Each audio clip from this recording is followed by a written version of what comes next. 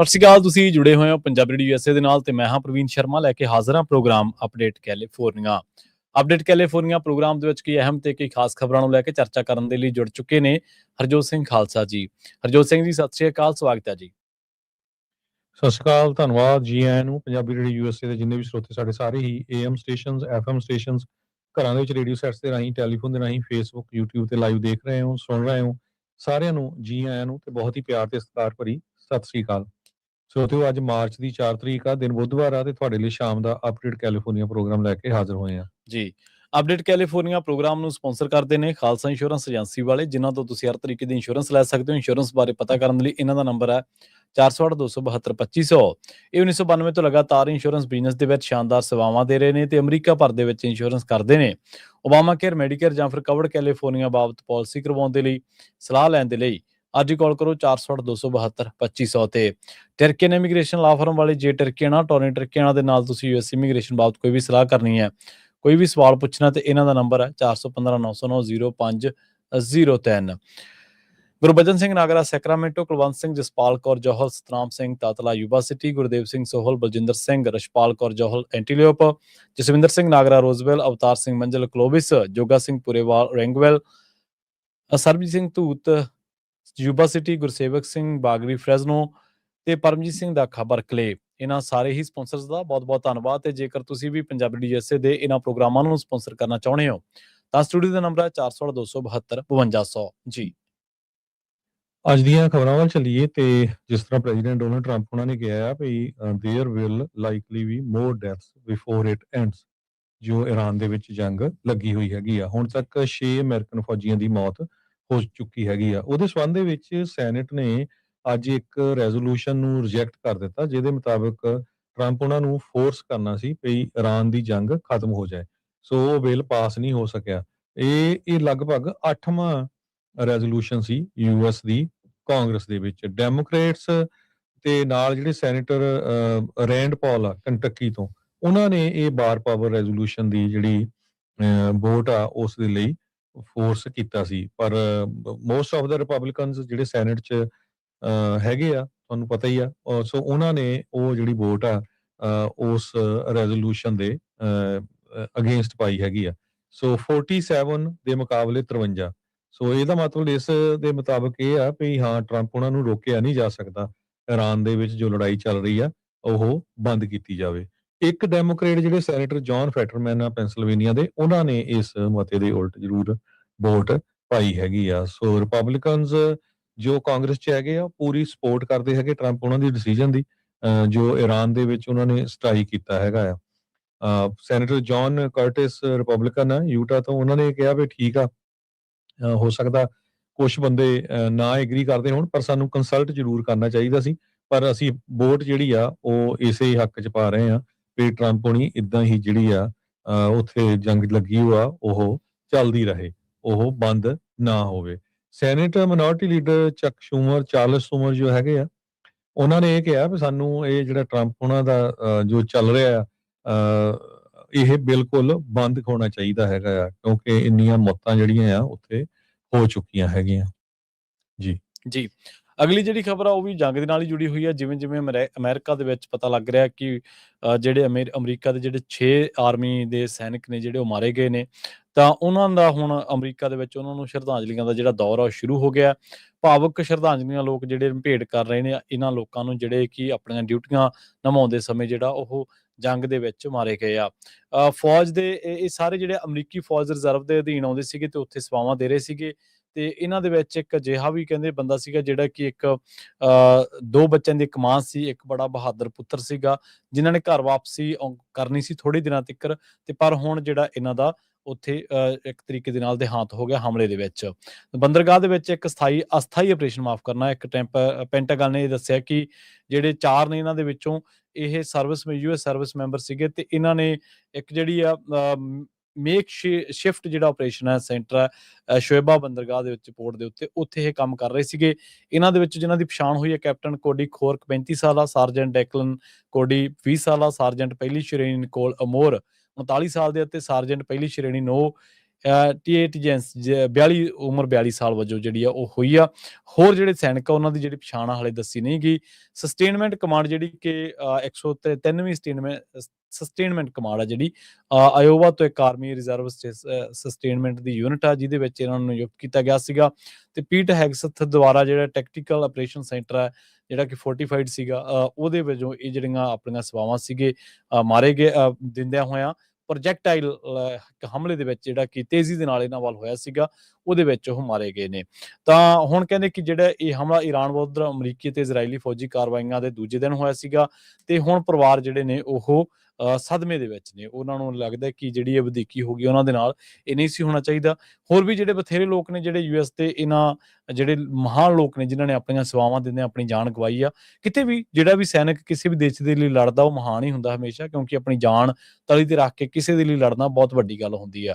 ਸੋ ਹੁਣ ਅਮਰੀਕਾ ਦੇ ਬਹੁਤ ਸਾਰੇ ਲੋਕ ਵੰਡੇ ਵੀ ਗਏ ਨੇ ਇਸ ਮਾਮਲੇ ਨੂੰ ਲੈ ਕੇ। ਕਈ ਲੋਕ ਸੋਚਦੇ ਨੇ ਕਿ ਨਹੀਂ ਸੀ ਜਾਣਾ ਚਾਹੀਦਾ ਅਮਰੀਕਾ ਨੂੰ ਜੰਗ ਦੇ ਵਿੱਚ। ਜਿਵੇਂ ਆਪਾਂ ਕੱਲ੍ਹ ਦੇ ਅਪਡੇਟ ਕੈਲੀਫੋਰਨੀਆ ਪ੍ਰੋਗਰਾਮ ਦੇ ਵਿੱਚ ਵੀ ਸਾਂਝੀ ਕੀਤੀ ਸੀ ਖਬਰ ਕਿ ਅਮਰੀਕਾ ਦੀ ਬਹੁਤ ਵੱਡੀ ਆਬਾਦੀ ਹੈ ਜਿਹੜੀ ਇਸ ਗੱਲ ਦੇ ਨਾਲ ਸਹਿਮਤ ਨਹੀਂ ਕਿ ਅਮਰੀਕਾ ਨੂੰ ਈਰਾਨ ਦੇ ਉੱਤੇ ਹਮਲੇ ਕਰਨੇ ਚਾਹੀਦੇ ਸਨ। ਜੀ ਅਗਲੀ ਖਬਰ ਵੱਲ ਚੱਲੀਏ ਤੇ ਟਰੰਪ ਐਡਮਿਨਿਸਟ੍ਰੇਸ਼ਨ ਨੇ ਇੱਕ ਪਹਿਲਾਂ ਇਰਾਨ ਵਾਲੀ ਕਰ ਲੈਂਦੇ, ਉਹ ਤੋਂ ਬਾਅਦ ਫਿਰ ਇਕੁਆਡੋਰ ਦੀ ਵੀ ਕਰਦੇ ਹੈਗੇ ਆ। ਜੀ ਕਹਿੰਦੇ ਵੀ ਇਰਾਨ ਦੀਆਂ ਜਿਹੜੀ ਜੋ ਗੱਲਬਾਤ ਚੱਲ ਰਹੀ ਸੀ ਨਿਊਕਲੀਅਰ ਟਾਕਸ ਉਹ ਪੋਜ਼ਿਟਿਵ ਸੀਗੀਆਂ। ਇੱਕ ਸੀਨੀਅਰ ਯੂਐਸ ਦਾ ਜਿਹੜਾ ਆਫੀਸ਼ੀਅਲਸ ਆ ਉਸਨੇ ਇਹ ਦੱਸਿਆ ਹੈਗਾ, ਜਦ ਕਿ ਉਹ ਕਹਿੰਦੇ ਵੀ ਜੇ ਗੱਲਬਾਤ ਪੋਜ਼ਿਟਿਵ ਚੱਲ ਰਹੀ ਸੀ ਸਟੀਵ ਵਿਟਕੋਫ, ਜੈਰਡ ਕਸ਼ਨਰ ਤੇ ਇਰਾਨੀਅਨ ਫੋਰਨ ਮਿਨਿਸਟਰ ਅਬਾਸ ਅਰਗਾਚੀ ਦੇ ਵਿਚਾਲੇ, ਤਾਂ ਫਿਰ ਇੱਕਦਮ ਕਿਉਂ ਅਟੈਕ ਕਰ ਦਿੱਤਾ, ਜਦੋਂ ਕਿ ਜੋ ਮੀਡੀਏਟਰ ਸੀ ਓਮਾਨ ਵਾਲੇ ਜਾਂ ਹੋਰ ਉਹਨਾਂ ਨੇ ਕਿਹਾ ਸੀ ਵੀ ਨਹੀਂ ਇਹ ਗੱਲ ਬਿਲਕੁਲ ਸਹੀ ਚੱਲ ਰਹੀ ਸੀ। ਤੇ ਯੂਐਸ ਸਾਈਡ ਵਾਲੇ ਕਹਿ ਰਹੇ ਵੀ ਅਸੀਂ ਡਿਸਪੁਆਇੰਟਡ ਆ ਇਰਾਨੀਅਨ ਪੋਜੀਸ਼ਨ ਦੇ ਉੱਤੇ, ਤਾਂ ਕਰਕੇ ਜਿਹੜਾ ਆ ਅਸੀਂ ਅਟੈਕ ਕੀਤਾ। ਪਰ Omani foreign minister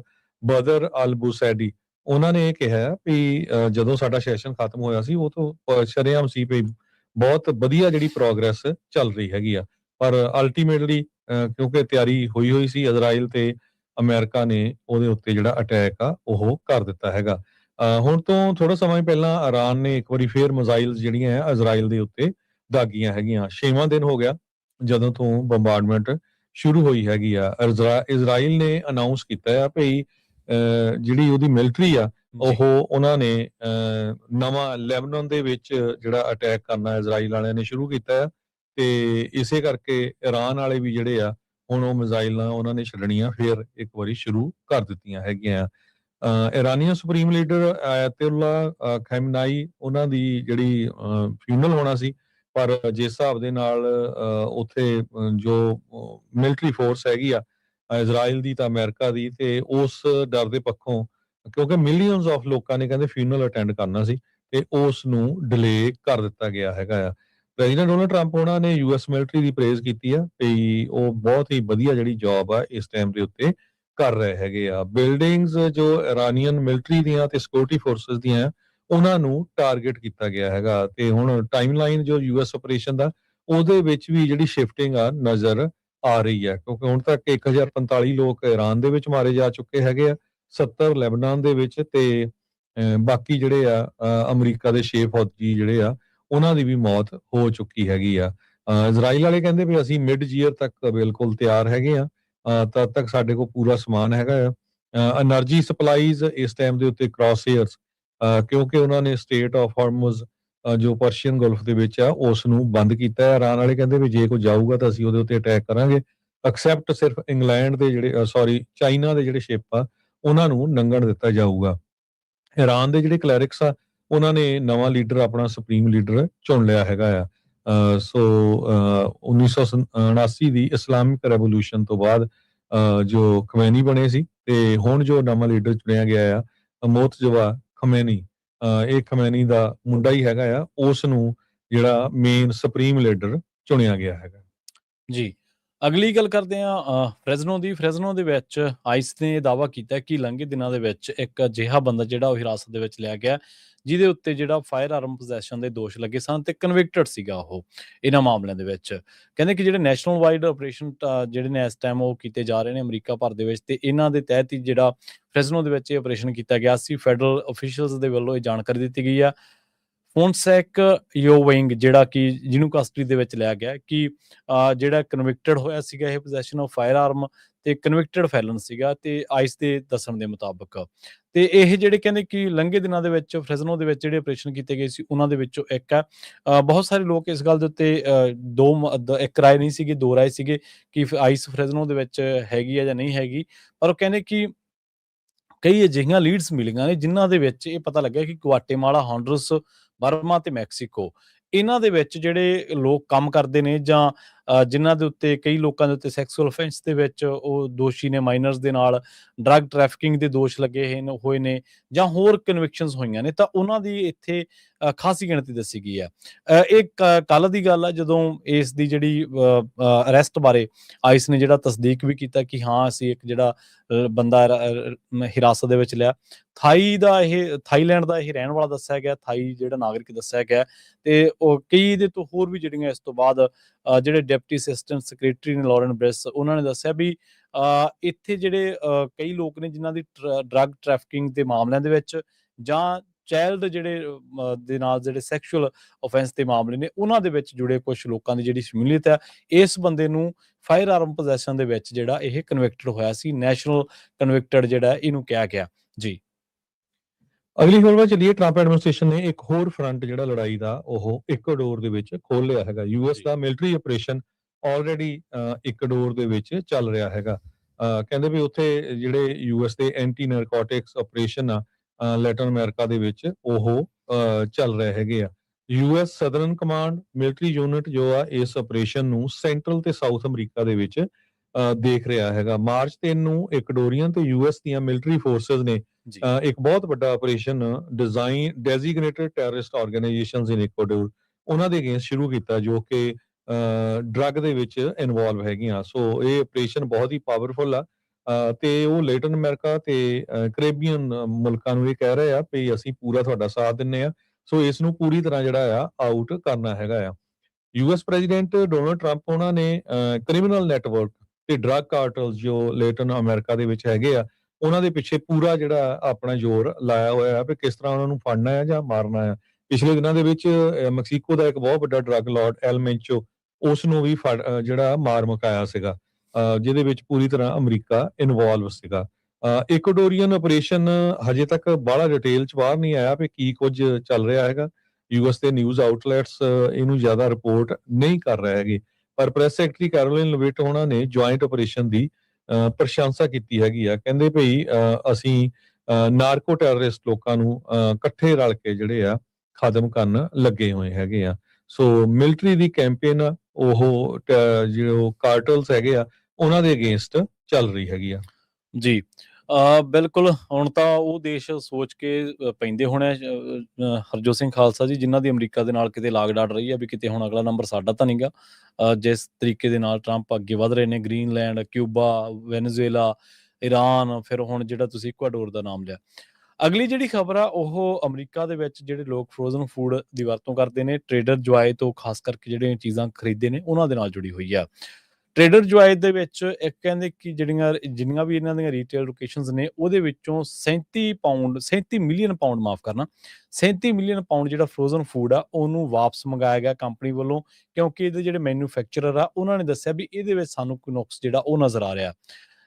ਜਿਨੋਮੋਟੋ foods north America ਜਿਹੜੀ ਇੰਕ ਆ ਉਹਨੇ ਨੋਟੀਫਾਈ ਕੀਤਾ ਵੀ ਜਿਹੜੇ ਮਲਟੀਪਲ ਜਿਹੜੇ ਕੰਜ਼ਿਊਮਰ ਆ ਉਹਨਾਂ ਨੇ ਰਿਪੋਰਟ ਕੀਤਾ ਵੀ ਉਹਨਾਂ ਨੂੰ ਇਸ ਫੂਡ ਦੇ ਵਿੱਚ ਸ਼ੀਸ਼ਾ ਮਿਲਿਆ, ਗਲਾਸ ਮਿਲਿਆ ਤੇ ਉਸ ਤੋਂ ਬਾਅਦ ਜਿਹੜਾ ਇਹਨੂੰ ਰੀਕਾਲ ਕੀਤਾ ਗਿਆ।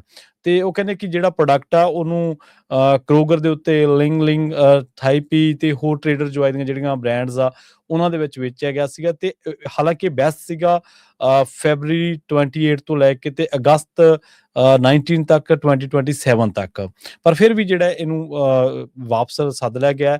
ਕੰਪਨੀ ਦਾ ਕਹਿਣਾ ਇਹ ਹੈ ਕਿ ਇਹਦੇ ਵਿੱਚ ਕੁਝ ਕੁ ਕਸਟਮਰ ਜਿਹੜੇ ਨੇ ਉਹਨਾਂ ਨੇ ਜਿਹੜਾ ਸ਼ੀਸ਼ਾ ਹੋਣ ਦੀ ਗੱਲ ਕਹੀ ਸੀਗੀ। ਸੋ ਉਹਦੇ ਵਿੱਚ ਵੈਜੀਟੇਬਲ ਆ ਜਿਹੜੇ ਫਰਾਈਡ ਰਾਈਸ ਆ ਉਹ ਜੈਪਨੀਜ਼ ਸਟਾਈਲ ਫਰਾਈਡ ਰਾਈਸ ਆ, ਚਿਕਨ ਸ਼ੂ ਮੈਂ ਇੱਕ ਇਹਨਾਂ ਦਾ ਕੋਈ ਪ੍ਰੋਡਕਟ ਆ ਉਹਦੇ ਵਿੱਚ ਤੇ ਚਿਕਨ ਫਰਾਈਡ ਰਾਈਸ ਆ ਜਿਹੜੇ ਇਹਨਾਂ ਦੇ ਵਿੱਚ ਇਹਨਾਂ ਦੀ ਜਿਹੜੀ ਕੰਪਲੇਂਟ ਉਹ ਹੋਈ ਸੀਗੀ।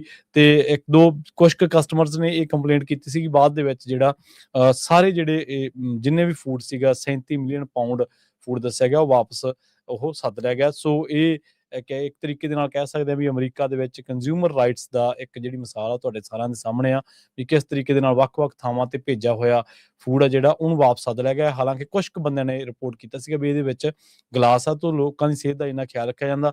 ਇੱਕ ਪਾਸੇ ਇੰਡੀਆ ਵਰਗੇ ਮੁਲਕ ਨੇ ਉੱਥੇ ਜਿਹੜਾ ਪਾਣੀ ਡਿਲੀਵਰ ਕੀਤਾ ਜਾਂਦਾ ਲੋਕਾਂ ਨੂੰ, ਜਿਹੜੀ ਸਰਕਾਰ ਡਿਲੀਵਰ ਕਰਦੀ ਆ, ਉਹ ਸੀਵਰੇਜ ਦੇ ਪਾਣੀ ਨਾਲ ਮਿਲ ਕੇ ਜਾਂਦਾ।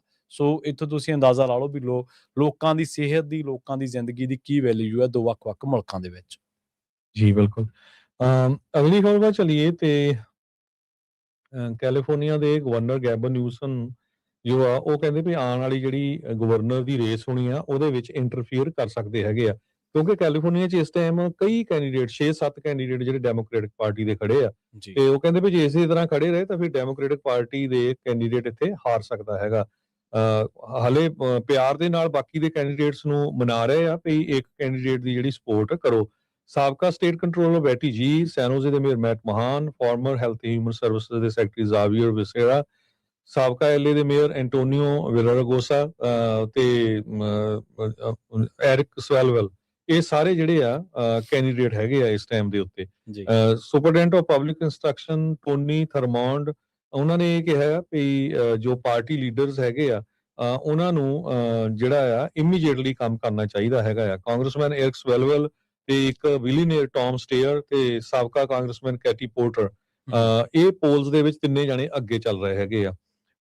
ਤੇ ਨਹੀਂ ਤਾਂ ਆਪਾਂ ਕੈਲੀਫੋਰਨੀਆ ਦੇ ਵਿੱਚ ਜਿਹੜੀ ਆ ਇਲੈਕਸ਼ਨ ਲੂਜ਼ ਕਰ ਸਕਦੇ ਹੈਗੇ ਆ। ਸੋ ਹੁਣ ਜਿਹੜਾ ਕੈਲੀਫੋਰਨੀਆ ਦਾ ਗਵਰਨਰ ਹੈਗਾ ਆ ਹੋ ਸਕਦਾ ਕਹਿੰਦੇ ਵੀ ਉਹ ਵਿੱਚ ਇਨਵੋਲਵ ਹੋਏ, ਜੋ ਮੌਜੂਦਾ ਗਵਰਨਰ ਆ ਬਾਕੀ ਦੇ ਕੈਂਡੀਡੇਟਸ ਨੂੰ ਮਨਾਉਣ ਦੇ ਵਿੱਚ ਵੀ ਇੱਕ ਕੈਂਡੀਡੇਟ ਜਿਹੜਾ ਸਟਰੋਂਗ ਆ ਉਹ ਖੜਾ ਕੀਤਾ ਜਾਵੇ।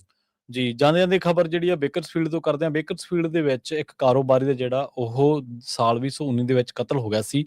ਹੁਣ ਉਸ ਮਾਮਲੇ ਦੇ ਵਿੱਚ ਉਸ ਪਰਿਵਾਰ ਨੇ ਇੱਕ ਪ੍ਰੈਸ ਕਾਨਫਰੰਸ ਕੀਤੀ ਤੇ ਉਹਨਾਂ ਨੇ ਕਿਹਾ ਵੀ ਅਸੀਂ ਜਿਹੜਾ ਵੀ ਇਸ ਮਾਮਲੇ ਦੇ ਵਿੱਚ ਕੋਈ ਵੀ ਕਿਸੇ ਵੀ ਤਰ੍ਹਾਂ ਦੀ ਲੀਡ, ਕੋਈ ਇਨਫੋਰਮੇਸ਼ਨ ਦੇਊਗਾ ਉਹਨੂੰ ਅਸੀਂ $1,00,000 ਦਾ ਜਿਹੜਾ ਇਨਾਮ ਆ ਉਹ ਦੇਵਾਂਗੇ। ਹੋਜ਼ੇ ਰੈਂਡੋਨੋ ਜਿਹੜਾ ਕਿ ਇੱਕ ਕੈਬੋ ਸੇਨ ਲੁਕਾਸ ਇੱਕ ਸਿਟੀ ਹੈ ਜਿੱਥੇ ਮੈਕਸੀਕੋ ਦੇ ਵਿੱਚ, ਉੱਥੇ ਮਾਫ਼ ਕਰਨਾ ਜੁਲਾਈ 16 2019 ਨੂੰ ਇਹਦਾ ਬੰਦੇ ਦਾ ਕਤਲ ਕਰ ਦਿੱਤਾ ਗਿਆ ਸੀ ਤੇ ਉੱਥੇ ਇਹ ਡੈਡ ਇਹਦੀ ਜਿਹੜੀ ਮਿਲਿਆ ਸੀਗਾ, ਮ੍ਰਿਤਕ ਹਾਲਤ ਦੇ ਵਿੱਚ ਇਹ ਮਿਲਿਆ ਸੀਗਾ।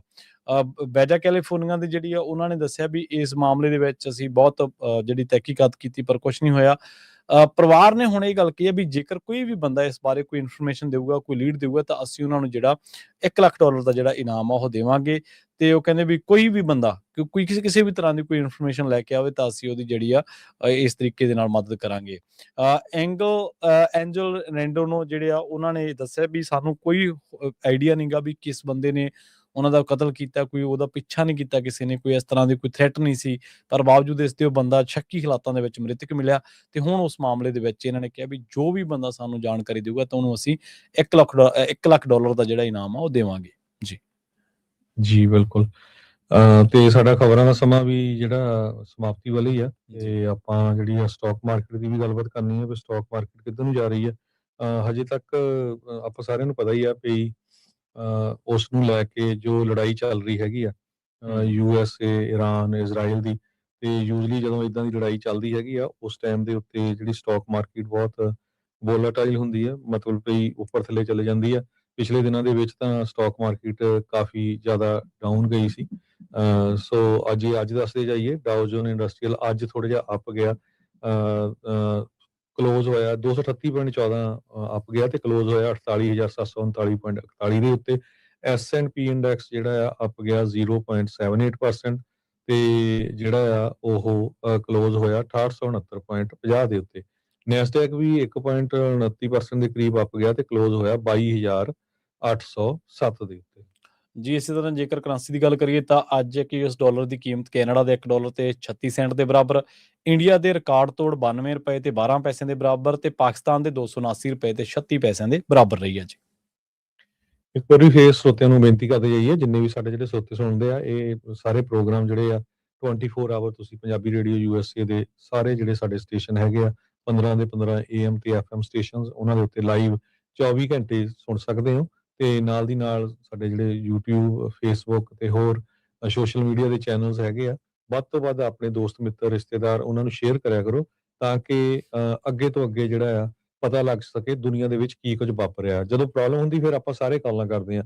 ਪਿਛਲੇ ਦਿਨਾਂ 'ਚ ਸਾਨੂੰ ਕਾਫ਼ੀ ਕਾਲਸ ਆਈਆਂ ਵੀ ਸਾਡੇ ਰਿਸ਼ਤੇਦਾਰ ਸਟਕ ਆ ਦੁਬਈ ਦੇ ਵਿੱਚ, ਕਿਉਂਕਿ ਇੱਥੋਂ ਫਲਾਈਟ ਗਈ ਸੀ ਜਦ ਤਦ ਨੂੰ ਲੜਾਈ ਸ਼ੁਰੂ ਹੋ ਗਈ ਤੇ ਮੁੜ ਕੇ ਜੀ, ਫਿਰ ਉੱਥੇ ਕਈ ਵੈਜੀਟੇਰੀਅਨ ਹੁੰਦੇ ਆ, ਕਈਆਂ ਨੂੰ ਇੰਗਲਿਸ਼ ਨਹੀਂ ਆਉਂਦੀ, ਸੋ ਬੰਦਾ ਕਰੇ ਤਾਂ ਕੀ ਕਰੇ। ਸੋ ਉਹਦੇ ਸੰਬੰਧ ਦੇ ਵਿੱਚ ਆਪਾਂ ਫਿਰ ਸਾਰੀ ਇਨਫੋਰਮੇਸ਼ਨ ਫਾਈਂਡ ਆਊਟ ਕਰਕੇ ਸਟੇਟ ਡਿਪਾਰਟਮੈਂਟ ਦੇ ਨੰਬਰ ਦਿੱਤੇ ਉਹਨਾਂ ਨੂੰ, ਯੂਐਸ ਦੇ, ਤੇ ਉਹਨਾਂ ਨੇ ਅੱਗੇ ਨੰਬਰ ਦਿੱਤੇ ਵੀ ਜਿਹੜਾ ਲੋਕਲੀ ਕਿੱਥੇ ਕੰਟੈਕਟ ਕਰਨਾ ਹੈ। ਤੇ ਹੁਣ ਇਹ ਵੀ ਖਬਰ ਆ ਰਹੀ ਹੈਗੀ ਆ ਵੀ ਆਲਰੇਡੀ ਅਮਰੀਕਾ ਨੇ ਹੁਣ ਚਾਰਟਰ ਫਲਾਈਟਸ ਹਾਇਰ ਕਰ ਲਈਆਂ ਹੈਗੀਆਂ ਤੇ ਅਮਰੀਕਨ ਸਿਟੀਜ਼ਨਸ ਨੂੰ ਲਿਆਣਾ ਸ਼ੁਰੂ ਕਰ ਦਿੱਤਾ ਹੈਗਾ। ਸੋ ਜੇ ਤੁਸੀਂ ਹਜੇ ਵੀ ਤੁਹਾਡਾ ਕੋਈ ਰਿਸ਼ਤੇਦਾਰ, ਦੋਸਤ ਮਿੱਤਰ ਮਿਡਲ ਈਸਟ 'ਚ ਫਸਿਆ ਆ, ਤੇ ਉਹ ਜਿਹੜਾ ਸਟੇਟ ਡਿਪਾਰਟਮੈਂਟ ਦਾ ਨੰਬਰ ਆ, ਅਸੀਂ ਬਹੁਤ ਵਾਰ ਆਪਣੇ ਪੰਜਾਬੀ ਰੇਡੀਓ ਯੂਐਸਏ ਦੇ ਫੇਸਬੁੱਕ ਦੇ ਉੱਤੇ ਪਾਇਆ, ਤੇ ਉਸ ਨੰਬਰ ਦੇ ਉੱਤੇ ਕਾਲ ਕਰਕੇ ਉਹਨਾਂ ਨੂੰ ਕੰਟੈਕਟ ਕਰ ਲਓ ਤਾਂ ਕਿ ਫਿਰ ਜਿਹੜੀ ਵੀ ਫਲਾਈਟ ਹੋਈ ਉਹਦੇ ਵਿੱਚ ਉਹ ਤੁਹਾਨੂੰ ਇੱਥੇ ਬੜੀ ਸੇਫਲੀ ਲੈ ਆਉਣਗੇ।